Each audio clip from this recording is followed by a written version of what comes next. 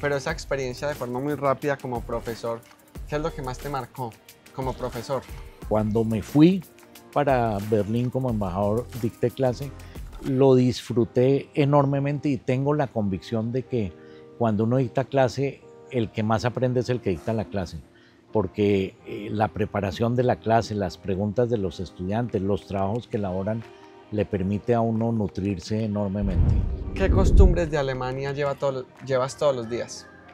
Yo diría que primero el madrugar y el ser muy puntual, eso sí. ¿Qué lugar de Colombia te recarga el alma?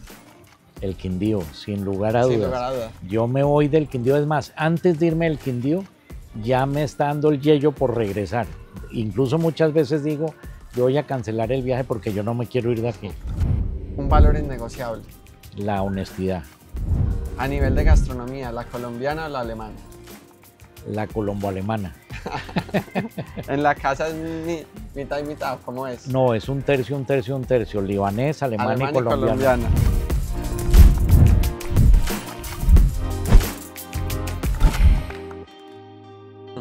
Bienvenidos a Cambio y Fuera Podcast, un espacio para compartir historias, experiencias e inspiración.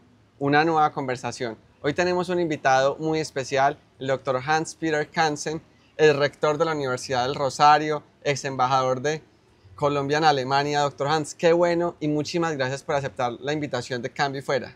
Muchas gracias, Nicolás. Encantado de estar aquí en este paraíso quindiano y en esta compañía contigo, que ya varias veces hemos coincidido no solo en acompañarnos mutuamente en proyectos, sino también en la visión de sociedad y de país. Así es, doctor Hans, una tierra que te acogió. Actualmente estás viviendo en el departamento del Quindío. Así es. Estamos viviendo en la Tebaida desde hace 3 años, aunque estamos vinculados hace más de 12 años. Doctor Hans, una pregunta con la que siempre empezamos este podcast y es, ¿quién es Hans-Peter Kansen? Bueno, Hans-Peter Knudsen es un colombo-alemán, es un rolo que no ejerce porque ya hace mucho tiempo salí de Bogotá, he estado moviéndome por muchas partes. Es una persona que en su desarrollo profesional ha tenido la oportunidad de estar en las 3 hélices de la triple hélice, en el sector privado, en la empresa privada, en la academia y en el sector gobierno. Lo que le permite tener a uno una visión muy amplia de el país, de la sociedad, de los retos y de los aportes que desde cada uno de los sectores se puede hacer. Doctor Hans, tienes un pasado muy fuerte en Alemania. Quiero que me cuentes cómo ha sido ese intercambio cultural entre Colombia, entre Alemania, cómo ha influido a tomar decisiones un poco más conscientes en tu vida. Bueno, la relación con Alemania pues es desde el nacimiento mismo, desde la concepción misma, porque mi padre alemán, que llegó a Colombia en el año 51 por un año con la Mercedes-Benz y se enamoró del país, conoció a mi madre, se enamoró de mi madre y se quedó a vivir acá, llevó a que en nuestro hogar siempre estuviera presente lo colombiano y lo alemán. En la gastronomía, en las costumbres, en la celebración de la Navidad, de la Semana Santa, etc. Y eso naturalmente estuvo impregnado de algunos elementos de la cultura alemana muy concretos. Por ejemplo, la puntualidad. Los europeos y especialmente los alemanes son tremendamente puntuales, porque entre otras interpretan que no ser puntual es una falta de respeto, es un desconocimiento de la importancia del tiempo de la contraparte. Entonces soy muy riguroso con el tiempo, muy disciplinado. Los alemanes, cuando se proponen algo, se dedican a trabajar por ese objetivo y lo logran en la medida en que ese compromiso se traduce en resultados. Pero también hay un elemento que a veces no es tan bienvenido en la cultura más latina, que es el alemán es muy directo, es muy transparente en sus conversaciones, y cuando uno en Colombia a veces dice las cosas de manera muy directa, corre el riesgo de que sean percibidas como poco amables o como poco diplomáticas. Pero yo diría que esa mezcla entre lo alemán y lo colombiano ha permitido que se recoja como lo mejor de los dos mundos. Pero además hay otro elemento, y es que mi esposa es colombiana, caleña, pero de padre libanés. Entonces está la cultura también árabe, la cultura libanesa, que se manifiesta también en la gastronomía, en la cocina, pero también en la forma de ver el mundo, en la capacidad de negociación, en fin. Entonces, esa mezcla yo creo que termina enriqueciendo profundamente. Doctor Hans, ahora vamos a hablar un poco de tu paso por la academia, por el sector público, pero primero quiero que me cuentes un poco de tu formación académica, profesional, un poco de qué estudiaste, cuáles han sido esos posgrados que has hecho en el exterior, que es una información importante. Sí, bueno, yo estudié administración de empresas en la Universidad del Rosario, y cuando estaba terminando mi carrera me confronté con una decisión de vida muy importante, y era irme a través de una beca al London School of Economics a hacer una maestría, o aceptar la invitación que me hacía un empresario austriaco para ir a Austria a tener un entrenamiento y regresar a Colombia como gerente general de la compañía austriaca en La Ceja, en Antioquia. Y era una decisión muy difícil, porque naturalmente el London School of Economics es una institución de mucha respetabilidad y muy reconocida, y la posibilidad de, apenas terminada mi carrera, arrancar mi ejercicio profesional como gerente general de una compañía austriaca que era muy pequeña, pero era una compañía multinacional, además con la responsabilidad de todo Centroamérica, Suramérica y el Caribe, hizo que no fuera una decisión fácil. Finalmente me decidí por ir a Austria, y efectivamente regresé y estuve vinculado con esta empresa austríaca. Después pasé a una empresa alemana en Cali, y después regresé a la universidad. Y estando en la universidad avancé en estudios posgraduales, primero en una especialización en docencia universitaria. Dictar clase ha sido parte de la pasión de vida mía, y la universidad identificó que yo estaba en un camino de crecimiento dentro de la universidad, que ameritaba hacer inversión en formación también de alto nivel. Y entonces la universidad me mandó a participar en un curso con el Instituto de Gestión y Liderazgo Universitario, un curso que era con Canadá y con Chile. Me mandó a cursar un programa de alto nivel en la Universidad de Harvard para directivos de universidades en proceso de ascender, y también me apoyó en un programa muy valioso de gestión de la ciencia y la tecnología, que tuvo una parte en MIT, tuvo otra parte en la Universidad de San Diego en California, otra parte en la Universidad de Antioquia. Entonces, la totalidad de los cursos que yo adelanté después de graduarme estuvieron muy relacionados con el tema de educación y de dirección universitaria. Después, más adelante, hice otro curso con Harvard, más en el tema de liderazgo, con el profesor Ronald Heifetz, que es el gurú del liderazgo transformador. Y ese curso fue un curso también enriquecedor, en la medida en que fue una parte en Harvard, otra parte en la Universidad Adolfo Ibáñez en Chile, otra en el Instituto de Empresa en Madrid. Incluso un módulo era en la Sierra Nevada de Santa Marta con los Mamos, en un tema de aproximación a conceptos de liderazgo muy valiosos. Doctor Hans, has sido muy cercano a la Universidad del Rosario, hiciste parte de sus directivos como vicerrector, como rector de la universidad durante varios años. Hay muchos estudiantes que te recuerdan y te dicen rector todavía cuando te los encuentran en algunos en la calle, en algunos establecimientos. Yo creo que fue una etapa muy importante de tu vida desde la academia. Y yo quiero que me cuentes un poco cómo fue esa experiencia cuando es ese rector de la Universidad del Rosario, que es un reto grandísimo, educar a los jóvenes, el futuro del país, que muchos educan en la Universidad del Rosario. ¿Cómo fue esa experiencia de ser el rector de una universidad tan importante y de poder aportarle un granito de arena a la educación del país? Bueno, esa fue una experiencia absolutamente maravillosa, y que me marcó sin lugar a dudas en mi vida por varias razones. La primera, porque era llegar a ser rector de mi alma mater. El Rosario tiene una figura muy especial, hoy en día casi que única en el mundo, y es que los 15 mejores estudiantes de la universidad son elegidos colegiales de número, y esos 15 colegiales son quienes eligen al rector de la universidad junto con los 5 conciliarios, que es como la junta directiva. Pero esos 5 conciliarios son elegidos también por los 15 colegiales y el rector. Yo en mi época de estudiante fui colegial y naturalmente eso genera un vínculo con la universidad muy grande. Entonces llegar a dirigir la universidad, a ser rector de su alma mater, es muy emocionante y es un reto muy grande. En segundo lugar, me correspondió llegar a ser rector en el año en el que celebrábamos 350 años de fundación. La Universidad del Rosario fue fundada en 1653 y esto significó pues llegar a una institución de una antigüedad impresionante, con un vínculo con el país muy estrecho. 33 presidentes de Colombia son egresados del Rosario.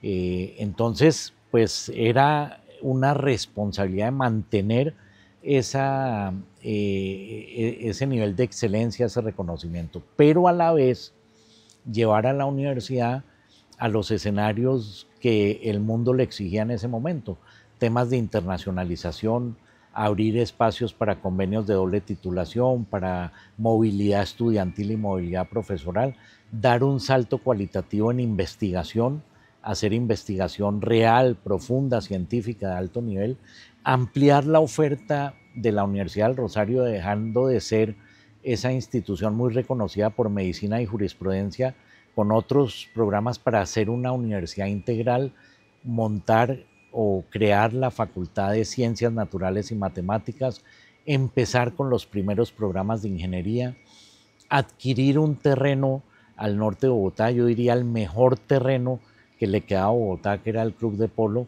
lograr solucionar un vacío que tenía el Rosario en su Facultad de Medicina cuando se había separado la Sociedad de Cirugía y el Rosario, perdiendo el Hospital de San José como escenario de práctica para los estudiantes, y haber logrado integrar al Rosario al hospital más grande que había en Bogotá y en el país, convertirlo en el Hospital Universitario Mederi, hoy referente, naturalmente heredando lo que era el reconocimiento de la San Pedro Claver, que era el hospital del Seguro Social emblemático. Entonces fueron 12 años, que es un periodo de tiempo muy largo, pero con unos retos inmensamente grandes que naturalmente hicieron pasar ese tiempo de manera muy acelerada. Y quizá el resumen de todo lo que se logró hacer se plasmó cuando iniciamos los procesos de aseguramiento de calidad y de reconocimiento de calidad, logrando la acreditación institucional de alta calidad muy rápido en el concierto de universidades colombianas y logrando la renovación de esa acreditación de alta calidad. La Universidad del Rosario es tu alma mater, fuiste decano, profesor, vicerrector, rector, yo creo que has trasegado en la Universidad del Rosario, pero esa experiencia de forma muy rápida como profesor, ¿qué es lo que más te marcó como profesor? Yo aprendí a ser profesor y le tomé el gusto a ser profesor cuando en primer semestre de carrera me empezó a ir muy bien en matemáticas y había un grupo grande de compañeros que les iba muy mal. Y entonces en algún momento ellos me dijeron: Hans, ¿tú por qué no nos ayudas, nos explicas, por qué no estudiamos juntos? Y tomamos la decisión de organizar en la universidad los sábados unos encuentros con los compañeros de curso para resolver ejercicios y explicarles. Y ahí nació la vena de la docencia. El segundo semestre de carrera fui nombrado monitor de los estudiantes de primer semestre y yo diría que no interrumpí mi actividad docente en los siguientes 35 años. Tal vez el único periodo en donde dejé la docencia fue cuando estuve ahora como embajador en Alemania, porque era imposible, pero hasta cuando me fui para Berlín como embajador dicté clase, lo disfruté enormemente y tengo la convicción de que cuando uno dicta clase, el que más aprende es el que dicta la clase, porque la preparación de la clase, las preguntas de los estudiantes, los trabajos que elaboran, le permite a uno nutrirse enormemente. Íbamos para ese punto y es tu experiencia como embajador de Colombia en Alemania. En el gobierno de Iván Duque aceptas ser embajador de Colombia en Alemania, pasas de la academia al sector público. Yo quiero que nos cuentes un poco por qué tomaste esa decisión, cuál fue esa experiencia. Lógicamente tu vínculo con Alemania ha sido muy importante y tu conocimiento del país, pero adicional que me cuentes cuál fue ese reto o ese desafío que tuviste como embajador, que dijiste este fue el reto más grande como embajador. Sí, bueno, yo ya había tenido una experiencia en el sector público diplomático, 6 años con ProExport, 3 años en Viena manejando la oficina para toda Europa Oriental, incluyendo Rusia, en un momento muy interesante porque el muro de Berlín había caído hacía pocos años y todos estos países estaban en un proceso de transformación grande. Y después 3 años manejando la oficina de ProExport en Alemania, que manejaba Alemania, Suiza y los países nórdicos. Pero cuando el presidente Iván Duque, muy generosamente, el presidente y el canciller Carlos Holmes Trujillo, me invitan a ser el embajador de Colombia en Alemania, pues naturalmente es esa una invitación que uno no puede declinar. Uno a un presidente no le dice no frente a un reto de esa responsabilidad, y menos cuando el presidente en nuestra conversación me dijo: yo quiero un embajador que hable el idioma, que conozca la cultura, que pueda avanzar en los temas. Y segundo, porque a pesar de la relación muy estrecha histórica entre Alemania y Colombia, en Alemania, como en muchos otros países, había una comprensión equivocada respecto del acuerdo de paz. Y yo diría que el tema central que me tomó la mayor cantidad de tiempo en la embajada en Alemania tuvo que ver con el acuerdo de paz, porque los alemanes en distintas instancias, pero especialmente en el gobierno federal, entendían el resultado del referendo y el sí y el no como que era increíble que Colombia y los colombianos no quisieran la paz. Sí. Y fue un reto muy grande transmitirles: eso no es cierto, todos los colombianos queremos la paz. Lo que pasa es que ese acuerdo, como se firmó, tiene unos elementos que a un porcentaje mayoritario de la sociedad colombiana le pareció que deberían ajustarse. Y lamentablemente no se ajustaron, entonces eso terminó llevando al país a una polarización grande. Fueron muchos los eventos, muchas las reuniones en donde había que explicar la visión del presidente Duque y el gobierno en relación con el acuerdo de paz, el respeto que estaba teniendo el equipo de gobierno en cabeza del presidente Duque en cuanto a la implementación, los avances en la implementación del acuerdo de paz, pero también las preocupaciones y las observaciones válidas que mayoritariamente Colombia había expresado en las urnas. Yo creo que en el proceso de paz todos estábamos de acuerdo con la paz. Quizás la mayoría de los colombianos no estaba de acuerdo con el acuerdo que se firmó en La Habana, que generaba cierta impunidad y le daba ciertos privilegios a los delincuentes. Y hoy vemos ese símil: el presidente Uribe hoy está condenado y los guerrilleros de las FARC están en el Congreso con escoltas, con seguridad, doctor Hans. Yo creo que es un símil peligroso y es una comparación muy triste para el país. Sí, pero más que eso, yo diría dos elementos que demuestran que las preocupaciones eran válidas. Primero, las FARC, hoy hay un grupo que se acogió al acuerdo de paz, un grupo minoritario que además ya no tiene ningún papel dentro de la organización, El grupo disidente. y unas FARC disidentes que continúan con el negocio del narcotráfico, de la minería ilegal, de la extorsión, etc.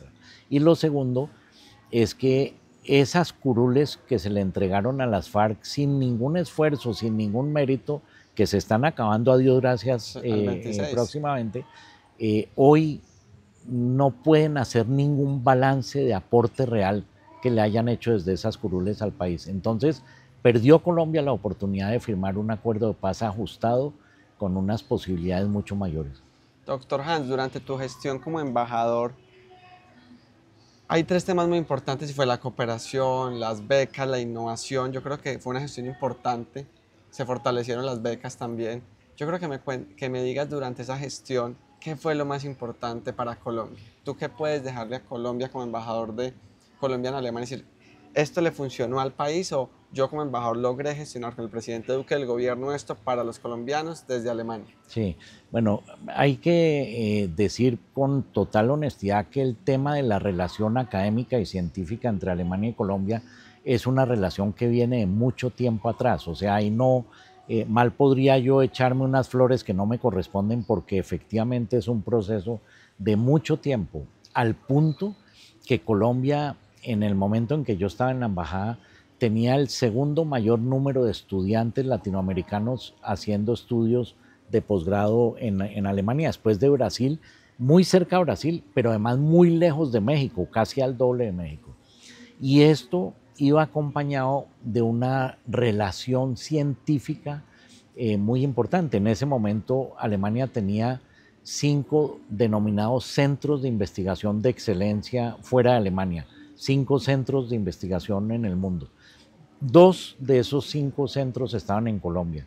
Uno, CEMARIN, que era un centro de investigaciones alrededor de ciencias del mar, y el Instituto Colombo-Alemán para la Paz, CAPAZ, entre otras porque Alemania jugó un papel muy importante en el proceso de negociaciones. Entre otras, nombraron un enviado de alto nivel para acompañar las negociaciones, que fue el señor Tom Koenigs, un hombre con una hoja de vida impresionante en estos temas de paz.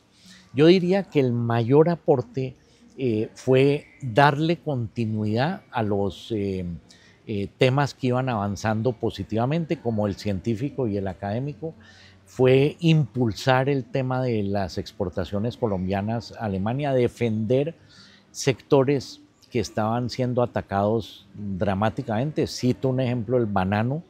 Para Colombia la exportación de bananos a Alemania es muy importante y el mayor actor comercializador de bananos en Alemania y en Europa amenazaba con reducir unilateralmente el precio de compra en un 15%, y eso hubiera significado una crisis para el sector bananero colombiano muy compleja.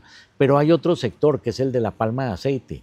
Lamentablemente en otros países, en otras regiones del mundo donde se produce aceite de palma, se han deforestado extensiones muy grandes al punto que han puesto en riesgo de extinción gorilas o representantes de la fauna local, y esto ha llevado a que organizaciones no gubernamentales y fundaciones ataquen el consumo y el uso del aceite de palma. Y a nosotros nos metieron en esa misma bolsa, y resulta que el negocio de palma de aceite en Colombia es un negocio muy distinto, es un negocio incluso ejemplar. En el momento del conflicto grande con las FARC, Indupalma introdujo un modelo que permitió que los campesinos hicieran parte del negocio del aceite de palma. Entonces, hubo que intervenir para dar visibilidad a esa realidad distinta. Y finalmente yo diría que el tema que ya mencionamos, el tema de la paz, hacerlos entender el mensaje real alrededor de la paz, con 2 adicionales.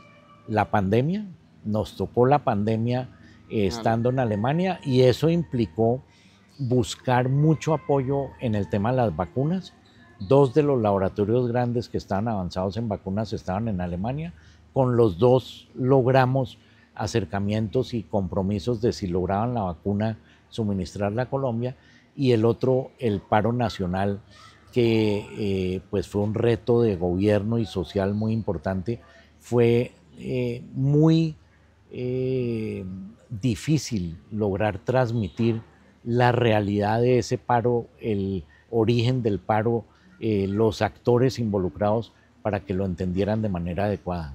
Doctor Hans, vamos a pasar a un nuevo capítulo de forma muy rápida, y es el país, la situación actual del país. Y quiero preguntarte, como académico, como una persona que cuenta con la experiencia para hablar de estos temas, ¿crees que Colombia está en uno de los momentos más críticos?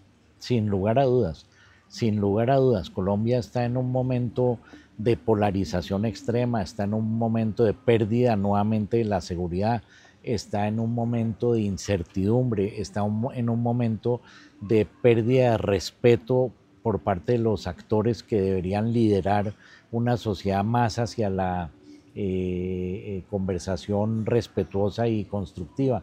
Estamos frente a un relacionamiento de Colombia con actores estratégicos para nosotros en el mundo a las patadas. En fin, yo creo que el momento es el momento más crítico que yo he vivido en toda mi vida, además con el gran interrogante de el gobierno actual, qué tanto va a seguir atropellando, desconociendo y destruyendo la institucionalidad del país. Y esto es muy grave porque recuperar lo que se ha destruido va a tomar mucho tiempo, muchos recursos, vamos a perder mucha gente que ya se está yendo del país, que ya se fue del país, y le va a costar un par de décadas a Colombia corregir lo que este desastre de gobierno le ha hecho al país con un discurso supuestamente de protección a los más vulnerables y al contrario de afectación profunda a los más vulnerables. Doctor Hans, has expresado una preocupación de una reelección disfrazada. ¿Qué piensas de eso?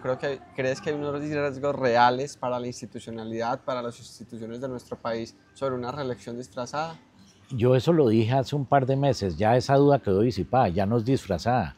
Ya el jefe de gabinete en el Congreso de la República sale gritando reelección, reelección, al lado del presidente de la República sin que el presidente de la República lo controle ni contradiga. Es clarísimo que este monstruo que tenemos en el cargo de presidente de la República está haciendo y hará todo lo posible por perpetuarse en el poder.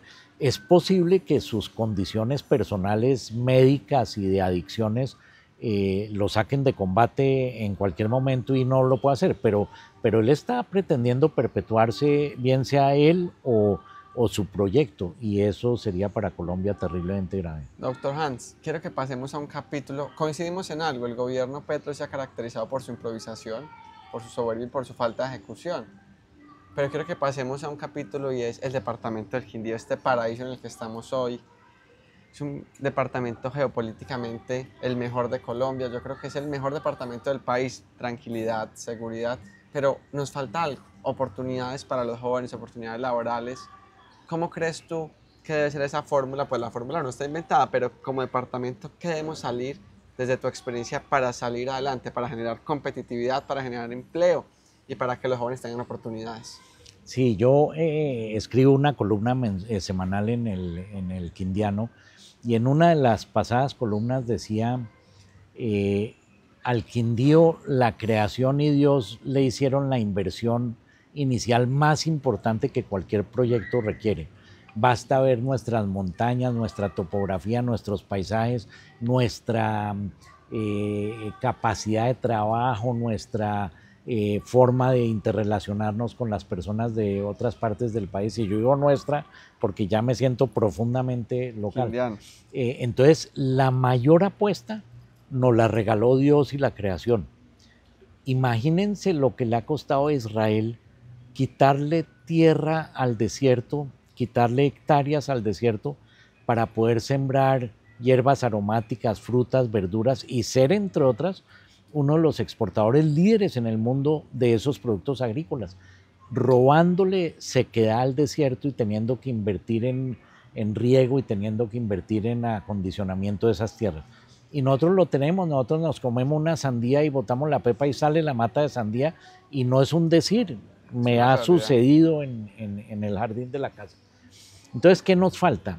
Nos falta, como yo siempre lo he dicho, y un gran amigo mío que fue mi vicerrector, José Manuel Restrepo, lo repite también mucho, nosotros tenemos mucha iniciativa pero muy poca acabativa. Nosotros somos muy creativos para lanzar ideas, para hacer planes, y creemos que cuando terminamos de hacer el plan, un plan muy estructurado y muy bien, y lo ponemos en la biblioteca, creemos que ya terminamos la tarea.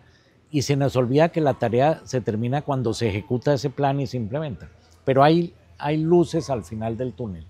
La semana antepasada nació un grupo en el Quindío que se llama Alas Cuyabras, en donde 30 personajes, el presidente de la Cámara de Comercio, el director de Confenalco, empresarios, personajes de la talla de Jaime Lopera, académicos, personas del común, estuvimos reunidos escuchando la propuesta de dejar de pelearnos unos y otros para unir nuestras fuerzas en un gran proyecto alrededor del Quindío. Y lo que yo vi en esa reunión es que hay toda la voluntad y hay toda la disposición. Quienes están liderando ese proyecto tienen, como lo dijo Jaime Lopera, la responsabilidad de no perder ese capital que lograron en esa convocatoria y hacer proyectos concretos que permitan avanzar en la dirección que debe ir el Quindío. Doctor Hans, vamos avanzando al último capítulo con unas preguntas transversales. Vamos a hacer dos. Quiero primero que me cuentes tu experiencia. Ahora estás dentro del comité promotor que impulsa la candidatura del precandidato presidencial David Luna. ¿Por qué decides entrar a ese comité promotor de ciudadanos que desea apoyar a David Luna para ser candidato presidencial? Yo conozco a David Luna desde hace muchos años, sé cuál ha sido su trayectoria, cuál ha sido su recorrido. David Luna es un joven de 50 años, joven para mí, no tan joven para los más jóvenes hoy en el país, que en 27 años de carrera política, empezando desde lo más básico de esa carrera como edil de Chapinero en Bogotá, pasando por el Consejo de Bogotá, pasando por el Viceministerio de Trabajo, siendo ministro, siendo senador, siendo alto consejero presidencial. En esos 27 años no ha tenido un solo escándalo, no ha tenido una sola denuncia, no ha tenido un solo proceso. Y eso en Colombia es muy significativo, porque aquí sabemos que el que entra a la política termina en un porcentaje muy alto involucrado en procesos complejos. David Luna es un hombre que se ha hecho a pulso, que lo ha hecho con la disciplina, con el trabajo, con la honradez, y puede hoy con la frente en alto ofrecer su nombre al país para dirigir los destinos. Segundo, toda esa carrera que ha adelantado en 27 años le dan a David Luna la posibilidad de entender el país desde lo técnico, desde lo político, desde lo económico, desde lo social. Nosotros no podemos dar un salto al vacío eligiendo nombres que pueden ser muy atractivos, pero que no tienen ninguna experiencia, ningún recorrido en lo público, porque el reto que tiene Colombia en el 2026 es demasiado grande. Y un tercer elemento que yo creo se cristaliza en esa maravillosa valla que publicaron, que sacaron hace un par de semanas. David Luna es un hombre que no le apuesta a la confrontación, a la polarización, a la agresividad, a la falta de respeto. David Luna es un hombre que le apuesta a construir conjuntamente, aún con diferentes, trabajando por un país mejor para todos. Y yo creo que eso es lo que necesita Colombia. Yo creo que los colombianos estamos hastiados de la polarización, estamos hastiados de la violencia, estamos hastiados del Twitter o del X, estamos hastiados de lo que estamos viendo hoy como ejercicio de la política. Yo creo que David Luna representa una persona brillante, transparente y capaz. Ahora, estoy seguro que David Luna, si en el momento determinado encuentra que a dar un paso al costado para apoyar a quien Colombia le pueda servir mejor, lo hará con generosidad. Tengo esa convicción absoluta porque es del talante de David Luna.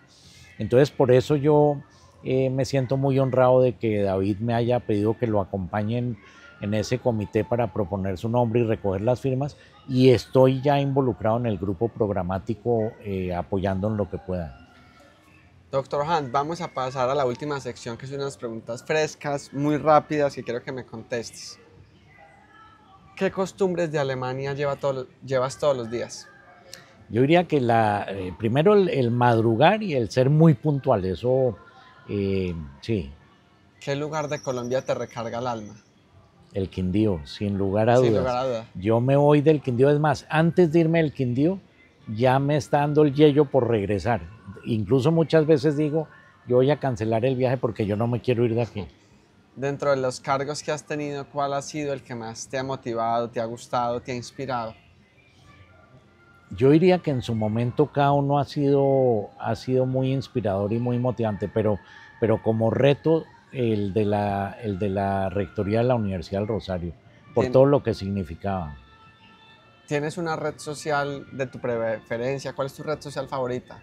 Yo soy de los viejitos que usamos mucho Facebook, uso LinkedIn, uso Instagram, mucho menos X, pero soy muy activo, yo diría, en LinkedIn y en Facebook.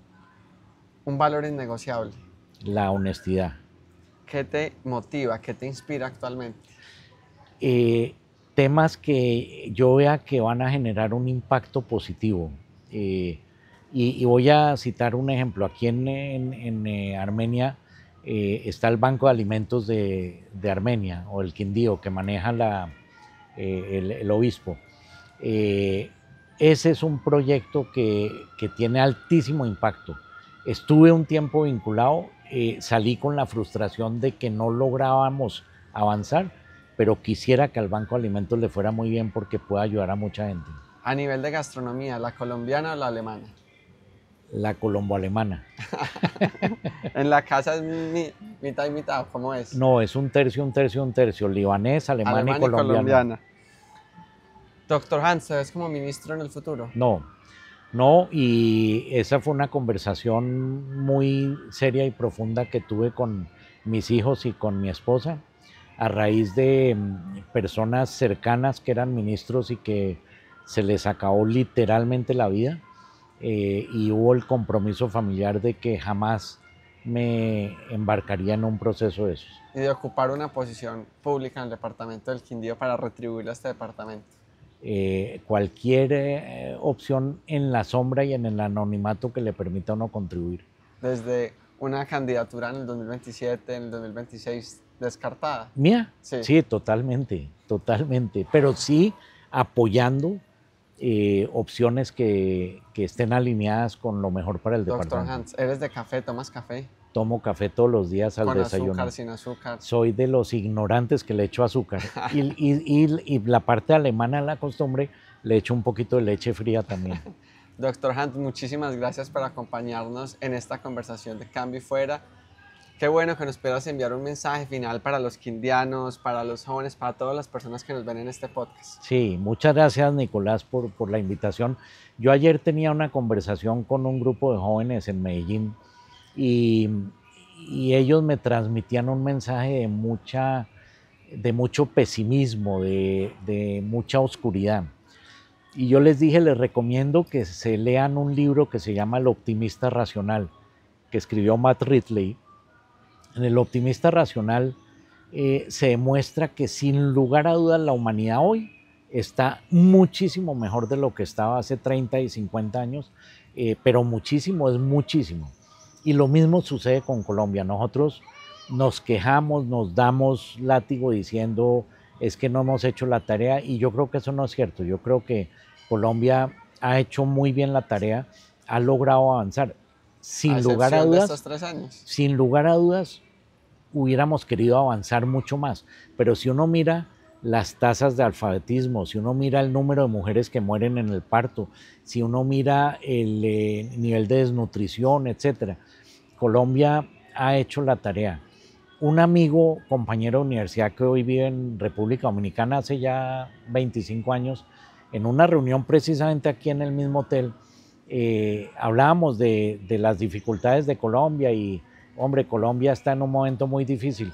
Y él se volteó y nos dijo, pero a ver, explíquenme, díganme a ustedes cuántas horas al día se les va la luz.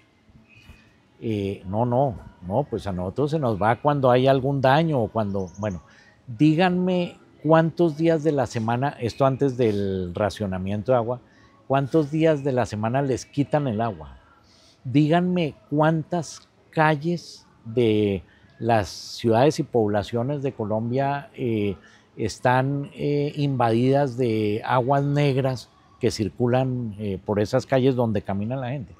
Y terminó diciendo, mire, ustedes son unos inconscientes del nivel de bienestar que tienen en Colombia. Naturalmente, si queremos parecernos a Suiza y queremos parecernos a Canadá y queremos parecernos a Japón, pues estamos muy lejos. Pero la realidad es que Colombia está muchísimo mejor de lo que muchos creen y por lo cual se afectan profundamente. Hay un pesimismo generalizado. El mensaje es, miremos a Colombia con unos ojos de esperanza, con unos ojos de positivismo, con unos ojos de querer tomar las decisiones que sean necesarias para corregir este desastre de estos años y seguir en una dinámica de crecimiento y positiva para Colombia. Doctor Han, muchísimas gracias No, por sus muchas palabras, gracias, por sus Nicolás. consejos y por aceptar esta invitación. A todos, muchísimas gracias por vernos todos los jueves y no olviden seguirnos en nuestras redes sociales de Cambio y Fuera Podcast.